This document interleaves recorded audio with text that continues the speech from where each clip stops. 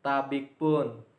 Selamat sore, perkenalkan nama saya Jonathan Marcelino dengan NPM 21170310178 dari kelas C, Program Studi S1 Matematika, Fakultas Matematika dan Ilmu Pengetahuan Alam, Universitas Lampung.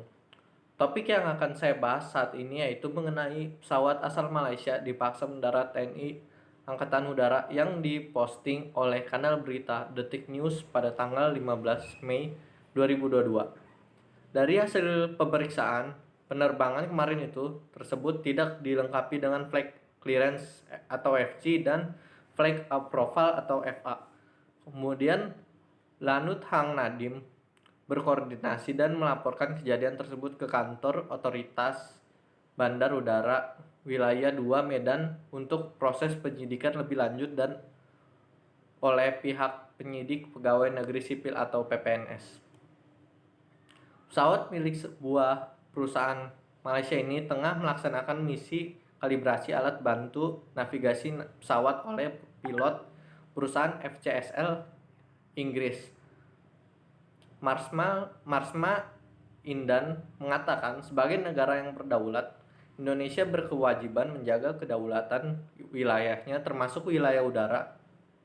Tugas-tugas tersebut diperankan oleh TNI Angkatan Udara dengan melaksanakan patroli dan pengawasan wilayah udara yurisdiksi nasional, baik menggunakan radar Hanut maupun pesawat tempur sergap. Pihak Indonesia masih memproses soal pesawat asal Malaysia yang masuk tanpa izin. Pilot dan awak pesawat masih berada di Batam dan baru bisa meninggalkan Indonesia setelah semua syaratnya selesai. Pesawat maupun awak baru diperbolehkan meninggalkan Indonesia setelah izin flight clearance atau FC dan flight approval atau FA terbit. Ketiga penumpang pesawat tersebut yaitu MJT atau pilot, TFB atau kopilot, dan CMP atau kru. Saat ini masih berada di Batam dan diberikan sanksi terhadap mereka berada di bawah wewenang penyidik Pegawai Negeri Sipil atau PPNS. Pemberian sanksi merujuk pada Undang-Undang Nomor 1 Tahun 2009 tentang penerbangan, Peraturan Pemerintah RI Nomor 4 Tahun 2018 tentang pengamanan wilayah udara RI dan Peraturan Menteri Perhubungan Nomor 27 Tahun 2021 tentang tata cara pengawasan dan pengenaan sanksi administratif terhadap pelanggaran peraturan perundang-undangan di bidang penerbangan. Menurut saya, hal itu merupakan sebuah ancaman integrasi nasional di bidang pertahanan dan keamanan, bisa berupa ancaman yang sangat berbahaya jika tidak diatasi. Maka dari itu, perlu diterapkan strategi yang tepat untuk mengatasi ancaman terhadap integrasi nasional.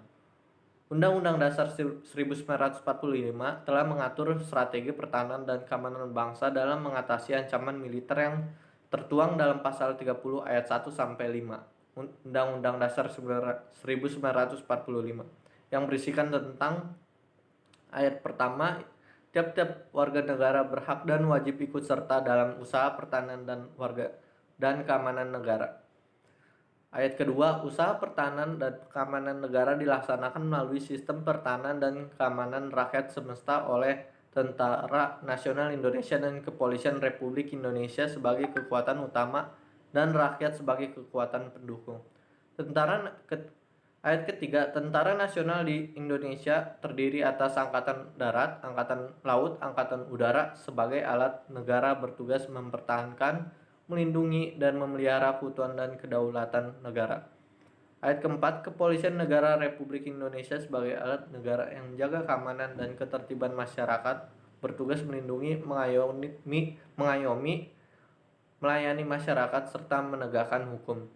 Ayat yang terakhir, yang kelima, susunan dan kedudukan Tentara Nasional Indonesia, Kepolisian Negara Republik Indonesia, hubungan kewenangan Tentara Nasional Indonesia dan Kepolisian Negara Republik Indonesia di dalam menjalankan tugasnya, syarat-syarat keikutsertaan warga negara dalam usaha pertahanan dan keamanan negara, serta hal-hal yang terkait dengan pertahanan dan keamanan diatur dalam undang-undang.